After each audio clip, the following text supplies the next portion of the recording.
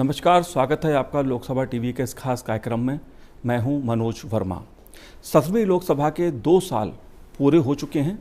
कामकाज के लिहाज से ये 2 साल कैसे रहे, ये सवाल इसलिए भी उठता है क्योंकि कोरोना की चुनौती जो थी वो अधिकांश समय इन 2 सालों में रही है।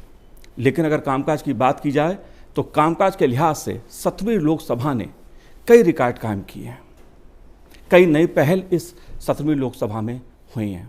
इन्हीं सब मुद्दों पर अपने इस खास कार्यक्रम में हम बात करेंगे। सीधे बात करेंगे लोकसभा अध्यक्ष श्री ओम बिरला जी से।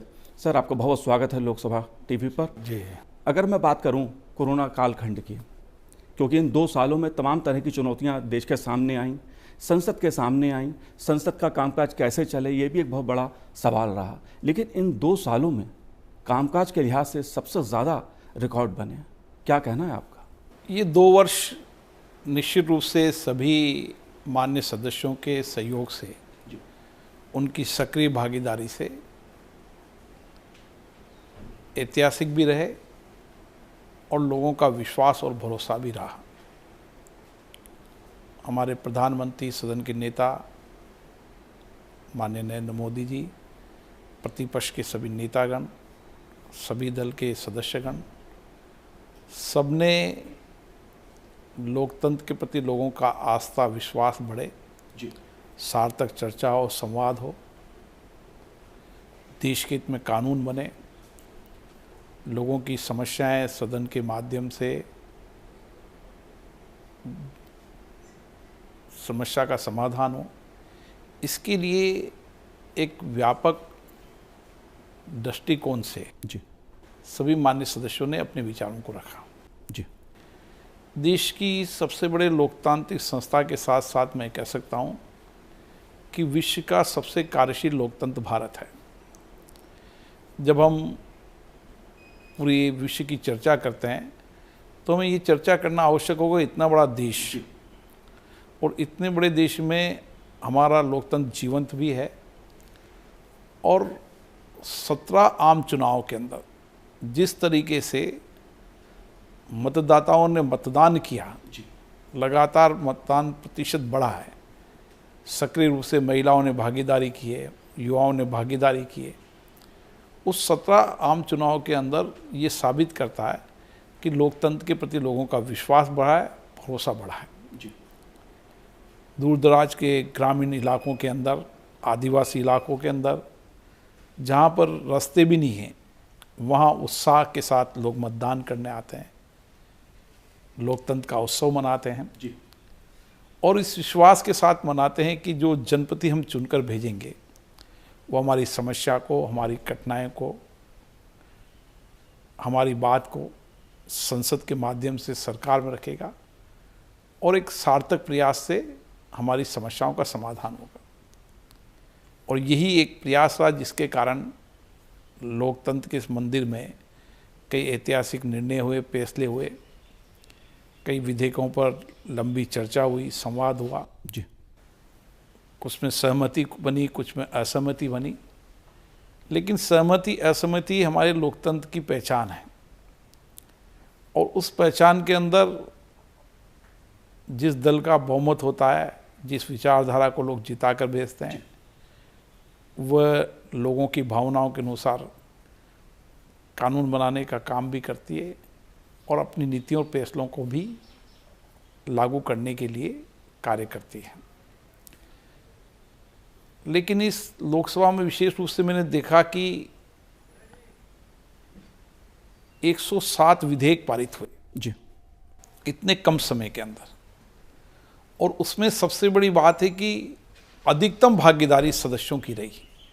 1742 मान्य सदस्यों ने इसमें भागीदारी की, जो मेरी शायद के इस लोकतंत्र के इतिहास में ऐतिहासिक रही।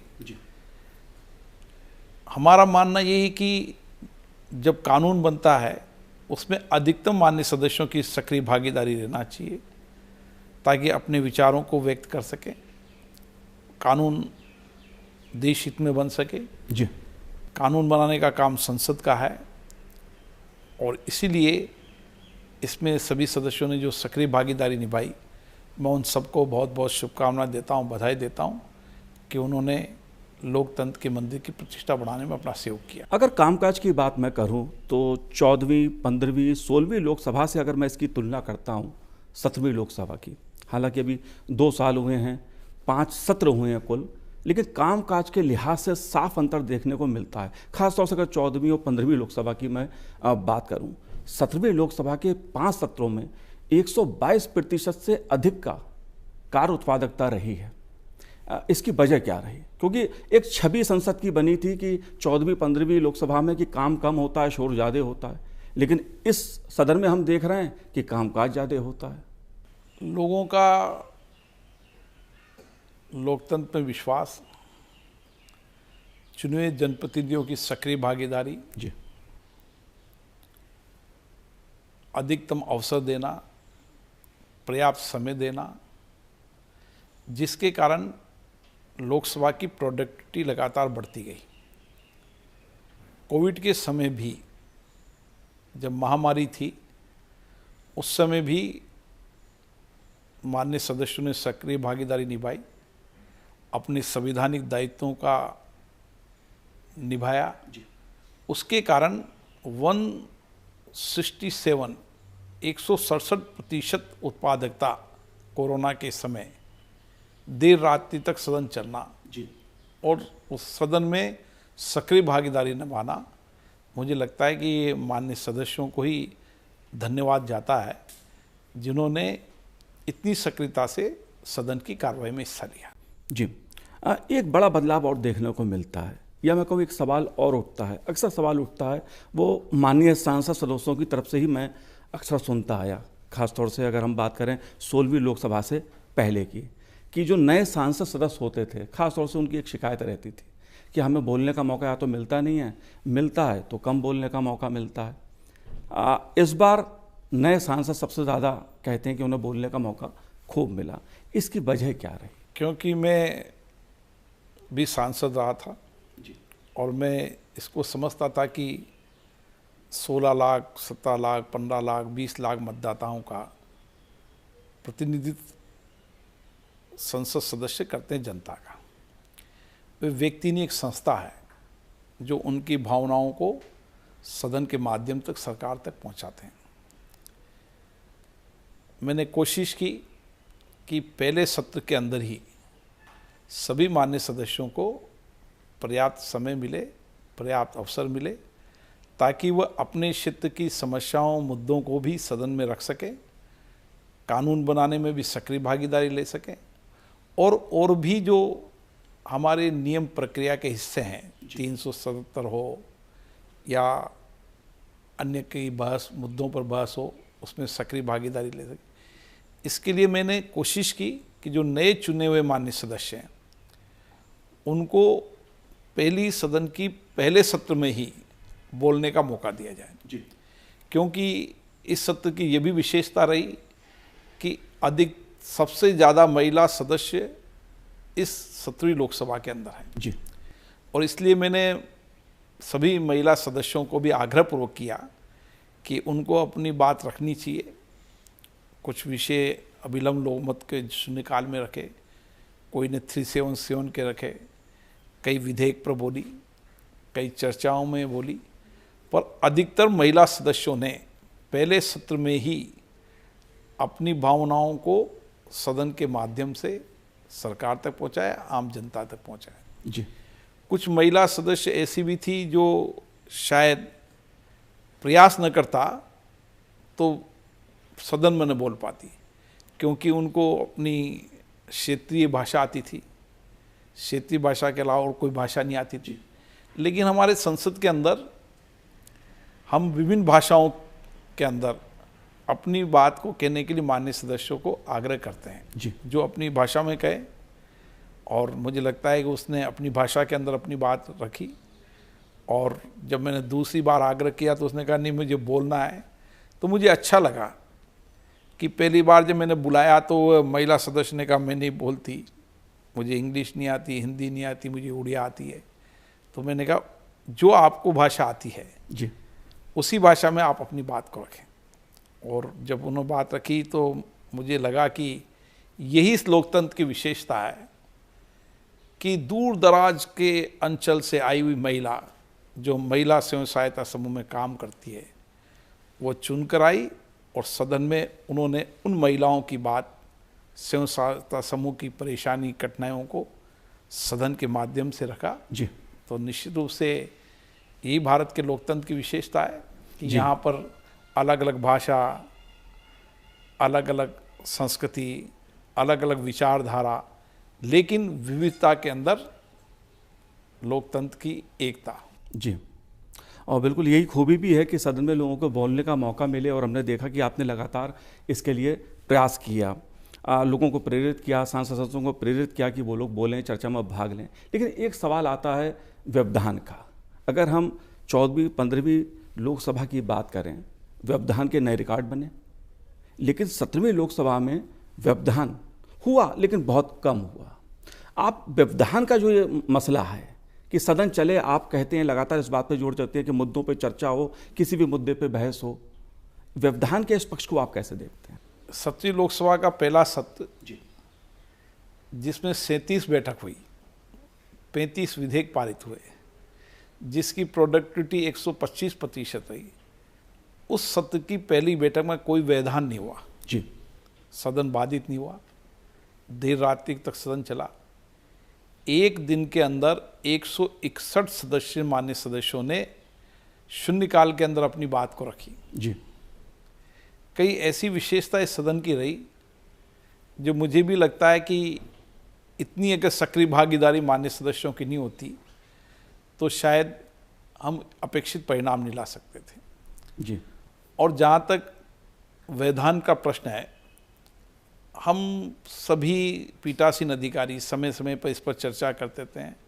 राज्य के पीठासीन अधिकारियों के सम्मेलन में भी हमने व्यापक विचार विमर्श किया, चर्चा की, और एक सहमति बनी कि सभी विधानसभाओं के अंदर हम नियम प्रक्रिया ऐसी बनाए जी, जिसमें व्यवधान न हो, बेल में नहीं आए, तख्तियाँ न प्ले कार्ड लेके नहीं आए, नारेबाजी नहीं हो, सब अपनी बात कहें। जनता ने उनको चुनकर भेजा है जनता की भावनाओं की अभिव्यक्ति करने के लिए। इसलिए कुछ विधानसभाओं में कानून बने, लोकसभा में भी ये कानून है, प्रक्रिया में है, नियम प्रक्रिया का हिस्सा है जी। हम कोशिश करते रहते हैं, लेकिन कई माननीय सदस्य कहते हैं कि ये तो भारतीय लोकतंत्र की परिपाटी चली आ रही है, परंपराएं हैं जी, कि यहाँ व्यवधान भी होता है, बेल में भी आती, नारेबाजी भी आती है, तख्तियाँ भी आती है। मैंने सभी को आग्रह किया कि अच्छी परंपराएं हम करें, अच्छी परिपाटियाँ हों, लेकिन हम उन परंपराओं को लागू नहीं करें जिससे जनता का धन खर्च होता हो और जिन अपेक्षाओं से चुनते हैं उन अपेक्षाओं को पूरी नहीं कर पाते। ऐसी परंपराओं परिपाटियों को हमें खत्म करना चाहिए।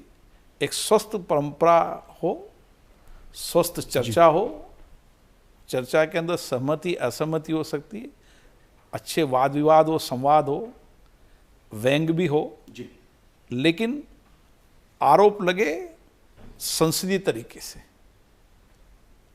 ये मैंने आग्रहपूर्वक समय समय पर निवेदन करता रहता हूँ जी। कुछ आग्रह स्वीकार होते हैं, कुछ पुरानी परंपराएं हैं उसका हवाला देकर कुछ व्यवधान करने की कोशिश करते हैं, लेकिन मुझे आशा है एक दिन हम सभी देश के सदनों के अंदर इस व्यवस्था को लागू करने में सफल होंगे कि न जहाँ कोई वेल में आएगा, न कोई प्ले कार्ड लेके आएगा, न नारेबाजी करेगा, अपनी बात अपनी सीट से कहेगा, गंभीरता से कहेगा, संसदीय मर्यादाओं से कहेगा, आरोप प्रत्यारोप लगाना होगा तो भी संसदीय मर्यादाओं में लगाएगा, मत की सहमति असहमति व्यक्त करनी होगी तो भी अपनी सीट से अभिव्यक्ति करेगा। ये तो हमारे लोकतंत्र की विशेषता है, सहमति असहमति, और इसीलिए भारत का लोकतंत्र जीवंत है, गतिशील है कि यहाँ सहमति असहमति का स्थान है जी।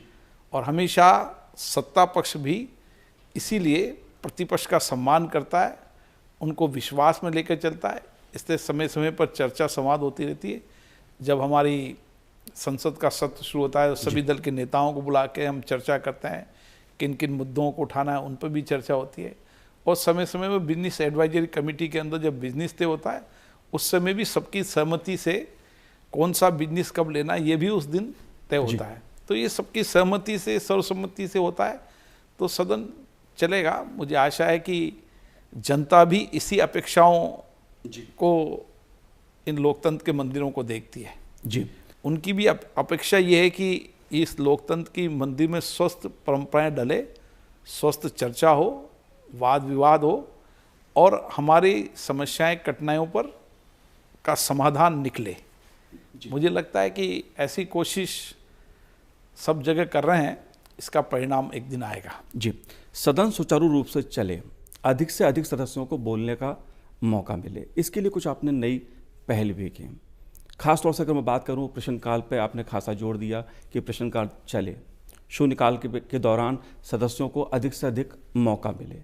प्राइवेट मेंबर बिल की बात हो या संकल्पों की बात हो, आपने ज़्यादातर इस बात पर जोर दिया कि सदन चले। जो नई पहल आपने की सदन को सुचारू रूप से चलाने के लिए, कुछ उसके बारे में हमें बताइए। प्रश्नकाल सबसे महत्वपूर्ण समय होता है जिसमें माननीय सदस्य सरकार की नीतियाँ, कार्यक्रम, एग्जीक्यूशन की जवाबदेही सदन के माध्यम से सरकार से पूछ सकता है और सरकार के मंत्री को सदन में जवाब देना पड़ता है। इसलिए प्रश्नकाल के अंदर ज़्यादा से ज़्यादा प्रश्न सदन में आए। अभी तक 20 तारांकित क्वेश्चन की लॉटरी खुलती थी लेकिन 3-4 क्वेश्चन तक ही प्रश्न आ पाते थे। मैंने कोशिश की कि इसको हम 20 की लॉटरी खुली, 20 मान्य सदस्यों को मौका मिले। एक दिन वो भी समय आया जब 20 के 20 प्रश्न सदन के पटल पर आए जी, लेकिन एवरेज अभी भी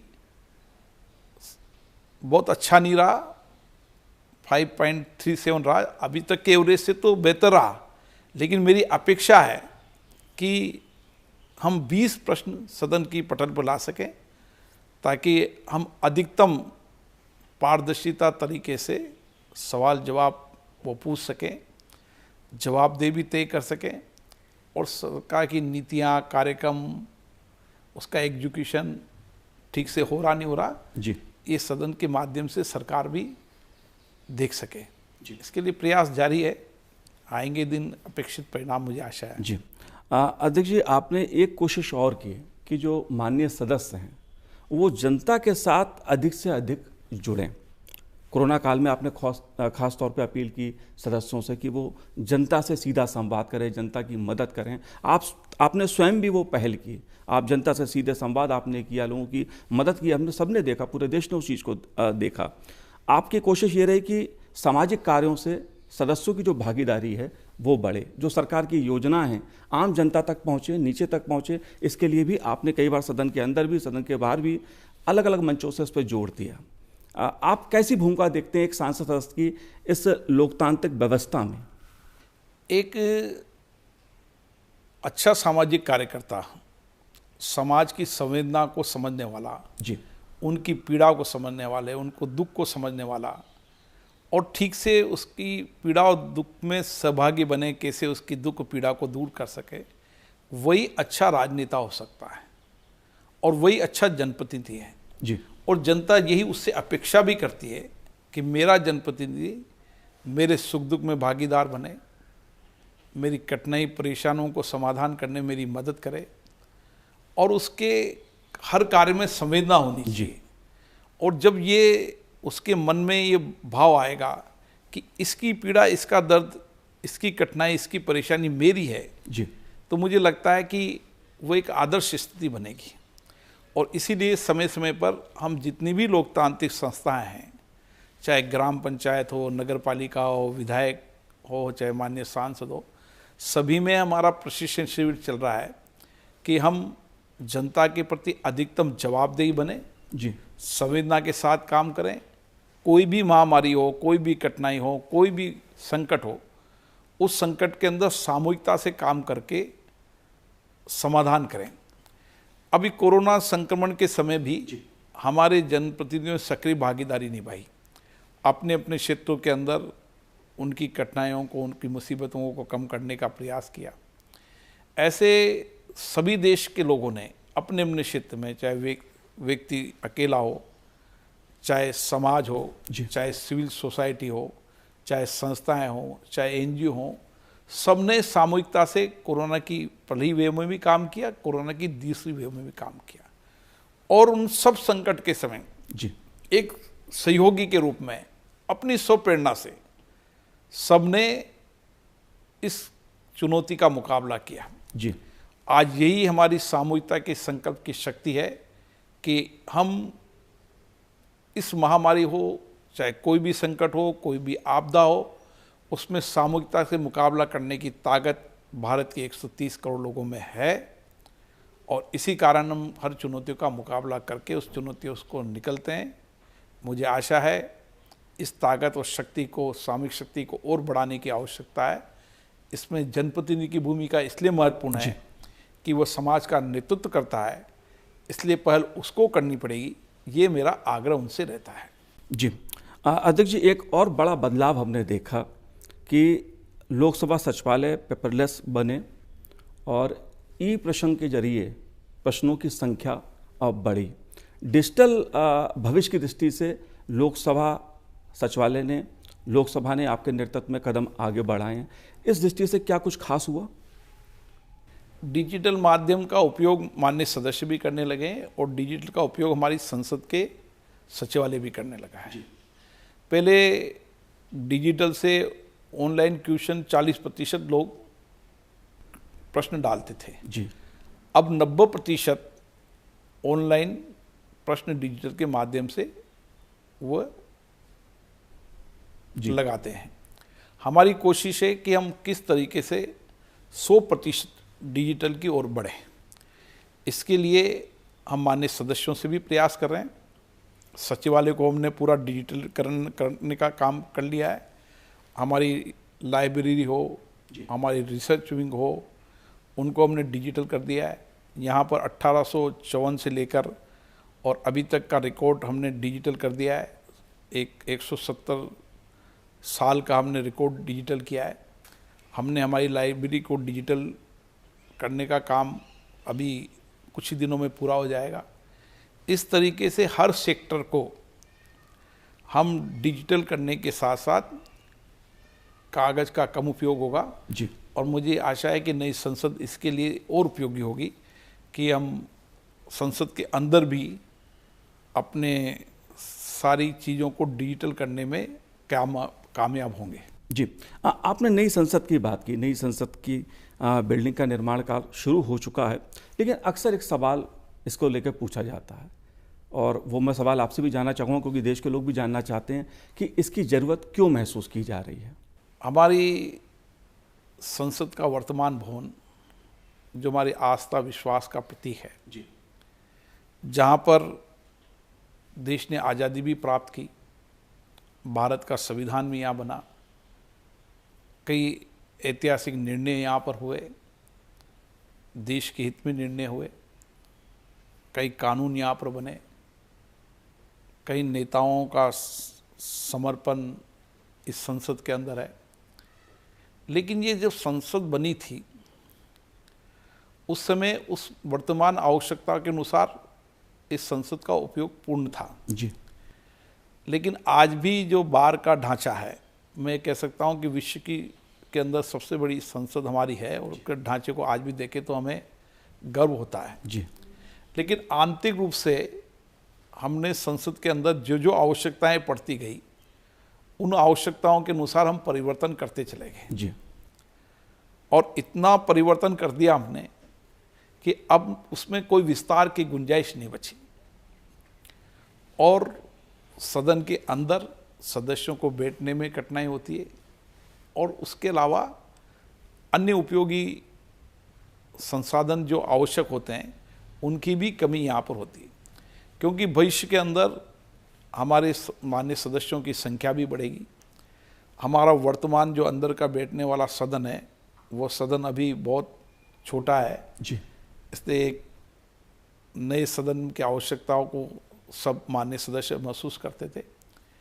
ग्रीन बिल्डिंग हो, डिजिटलकरण हो, यांत्रिक हमारा ध्वनि यंत्र ठीक से हो, हमारे कैमरे वगैरह सब नई टेक्नोलॉजी के लगे। ऐसी कई चीज़ें हैं जो मुझे लगता है कि अब नए भवन की आवश्यकता थी, और इसके लिए हमने दोनों सदनों में, राज्यसभा लोकसभा के अंदर भी मैंने मेंशन किया था, हमने सरकार को आग्रह किया था जी कि नया भवन बनना चाहिए। संसद के दोनों सदनों के आग्रह पर ही नए संसद भवन निर्माण की स्वीकृति सरकार ने दी है। इसके लिए मैं सरकार को धन्यवाद देता हूं। और 970 करोड़ रुपए की लागत से संसद बननी है, और मैं कहूँगा कि दुनिया की बेहतरीन संसद भवन होगा जो हमारी नई आज़ादी की इमारत को लिखेगी। जी संसदीय व्यवस्था में जो संसदीय समितियां हैं, इसकी बड़ी अहम भूमिका है।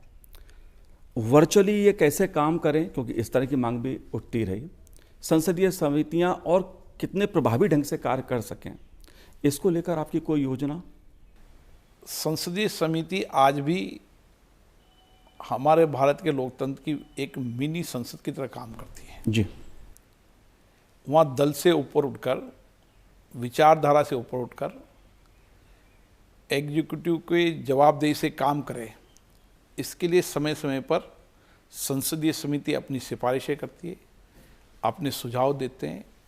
माननीय संसद सदस्य भी अपने विचार रखते हैं, अधिकारी भी खुलकर विचार रखते हैं, और आपसी संवाद और चर्चा में जिन बात को लेकर सहमति बन जाती है कि ये पॉलिसी बननी चाहिए, ये नई पॉलिसी को ये अमेंडमेंट करने की आवश्यकता है, या ये नए कानून बनाने की आवश्यकता है, या इस कानून के अंदर इस परिवर्तन करने की आवश्यकता है, या कानून बनाने के समय कई मसूदे हम स्टैंडिंग कमेटी के अंदर भेजते हैं, उसमें सभी स्टेक होल्डरों से चर्चा होती है, जो हितधारक हैं उनसे चर्चा होती है। तो व्यापक चर्चा करने के बाद हम कई विधेयकों को संसद में लाते हैं। इसलिए इस संसद की गरिमा को और संसदीय समिति की गरिमा को अगर हमें बढ़ा के रखना है, तो मेरा मानना है कि उस समय के विशेषज्ञों ने ये माना था कि जो संसदीय समितियां हैं जी, वो संसदीय समितियों की कार्रवाई गोपनीय होनी चाहिए।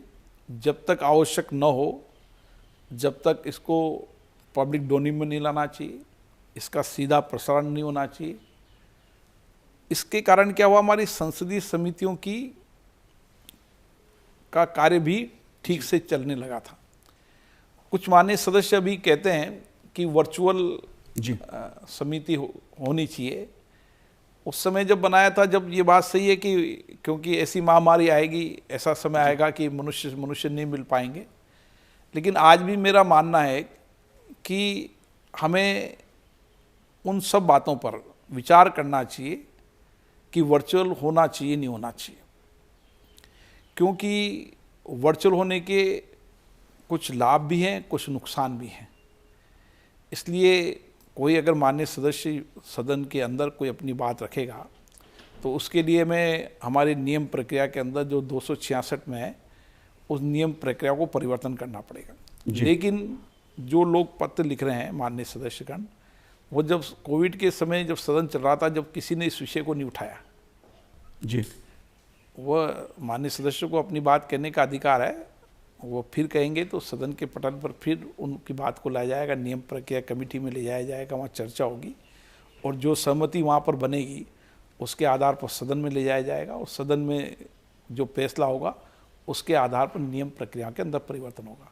लेकिन हमारी संसदीय समितियाँ आज भी जवाबदेही के साथ काम कर रही है, और अच्छी सार्थक संवाद चर्चा के साथ काम कर रही है, और कई अपेक्षित परिणाम भी इस संसदीय समितियों के माध्यम से निकले जो देश हित और राष्ट्र हित में हुए हैं।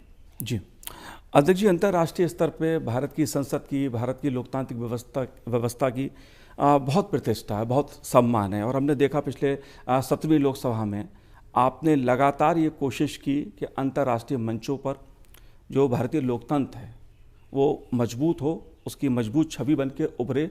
उसके लिए उद्देश्यपूर्ण योजनाएं भी कई तरह की आपने शुरू की, कई उपलब्धि भी उसको लेकर हैं। ये अनुभव आपका कैसा रहा?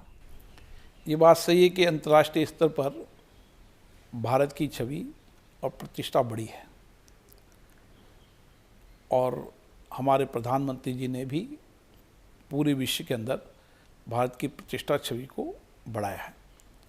भारत का लोकतंत्र सबसे बड़ा लोकतंत्र है और हमारी संसद और संसद की कार्रवाइयाँ आज भी कई देश जी के जनप्रतिनिधि आते हैं, वहाँ के सचिवालय के अधिकारी आते हैं और हमारी कार्रवाइयों को देखते हैं कि हमारी कैसे संसद की कार्रवाइयाँ हैं, कैसे हमारी समितियाँ चलती है, कैसे हमारी पार्टियाँ हैं, परंपराएँ हैं, नियम हैं।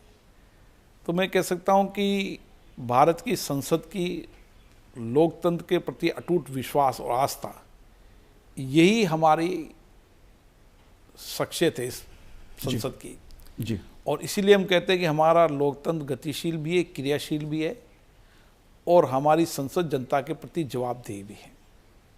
मुझे आशा है कि भारत के कई देशों के अंदर भारत की लोकतांत्रिक परंपराओं, परिपाटियों, नियमों, हमारी लोकतंत्र के प्रति हमारी आस्था, विश्वास, हमारी संवैधानिक परंपराओं को हम देश के उन कोने में लेके जाएंगे, बताएंगे जी कि किस तरीके से भारत में 17 आम चुनाव के अंदर 8 बार सत्ता परिवर्तन सहज सरलता से हुई। जी। जनता का शासन होता है, जनता की चुनी सरकार होती है और उस संसद के अंदर नियम बनाना, कानून बनाना, जनता की अभिव्यक्ति करने का काम कैसे होता है, ये विश्व के अन्य देशों में भी ले जाएंगे। लेकिन एक बहुत महत्वपूर्ण सवाल है, चलते चलते मैं आपसे जानना चाहूँगा उसके बारे में, क्योंकि आप कोटा बूंदी लोकसभा सीट से सांसद हैं, आप लोकसभा अध्यक्ष हैं, आप एक बहुत बड़ी जिम्मेदारी है, संसद कानून बनाती है देश के लिए। लेकिन जो कोटा बूंदी के आपके मतदाता हैं, जो आपकी जनता है, उसके लिए आप कैसे मैनेज करते हैं दोनों जिम्मेदारियों को? क्योंकि मुझे कोटा बूंदी की जनता ने चुनकर भेजा है, इसलिए मेरी जिम्मेदारी बनती है कि मैं जिन अपेक्षाओं से मुझे चुनकर भेजा है, जिस विश्वास भरोसे भेजा है, मैं उनका विश्वास भरोसा कायम रखूं। तो निश्चित रूप से सभी मान्य सदस्य अपने अपने संसदीय क्षेत्र की जनता का विश्वास भरोसा कायम रखते हैं और उनके लिए सहयोगी के रूप में, कार्यकर्ता के रूप में काम करते हैं। मुझे जिम्मेदारी लोकसभा अध्यक्ष की भी दी है, इस नाते मेरी और जिम्मेदारी बन जाती है कि हम देश के अंदर लोकतंत्र को सशक्त करें, मजबूत करें, लोकतांत्रिक संस्थाओं के प्रति लोगों का विश्वास बढ़े, भरोसा बढ़े। देश की सभी लोकतांत्रिक संस्थाएं, चाहे ग्राम पंचायत हो, नगर पालिका हो, चाहे विधानसभा हो, उनके अंदर नियम प्रक्रिया से सदन चले, सदन जनता के प्रति जवाबदेही है।